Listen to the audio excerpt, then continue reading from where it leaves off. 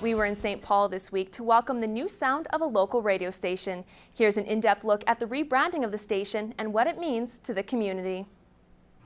St. Paul, Alberta. At the heart of this small rural town is a local radio station, connecting residents to the community and the world. Well, I think it's very important that it's the only way we keep together and know what's going on here. A lot of times you don't hear on the big global news about the things that are happening in your community. Well, I think it is important. I mean, it keeps you up to date with what's happening in your community, right? Why do you listen? Because local. That's the reason. For years, the population of St. Paul listened to AM 1310 CHLW for news, road and weather conditions, and more from a very local angle.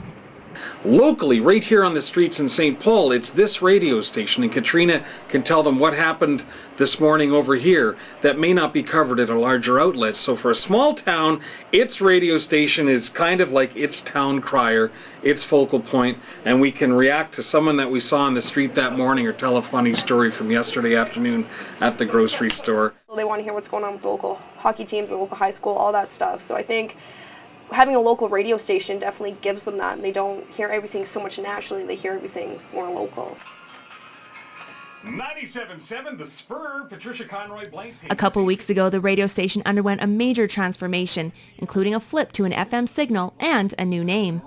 It's been a long time coming for New Cap Radio here in St. Paul and the Lakeland area. They've wanted to convert from the old AM radio station to the new FM. It's been about 3 years in counting. There's been hiccups along the way. But finally, the go-ahead was received. We were all very excited. The team pulled together. Jeff Murray was the leader of our team as far as programming. So many people worked so hard in putting it together. But finally now, as of December 30th, FM stereo, real country for St. Paul and the Lakeland region. We're having a blast. It's been a long time coming. It's something that we think is tremendous for St. Paul. The AM signal is great. It had its time, and we're just excited to have a brand new FM station here in St. Paul that serves the community. Well, we probably, started having our first, strategy meetings, maybe about 6 months ago, and we started, building the station from the ground up, starting from, name, logo, design, features, different things that we wanted to do on the station, and then it's just been an ongoing process from there. The debut of the Spur 97.7 means a lot to both listeners and the business community of St. Paul. Well, it's an excellent means of getting the word out to what you're doing in business here, and by having a very popular radio station that's based locally here, you can have the sense of reaching your local community, and that's where you really want to. That's where you want to start, and then grow your business from there. We work with the radio station here, have been for many, many years since they've come here as 1310, and now the change, and we'll keep working with them. The community has been awesome. We've been in St. Paul for quite a while, but it's something that is new and fresh and exciting. We want the community to embrace the Spur.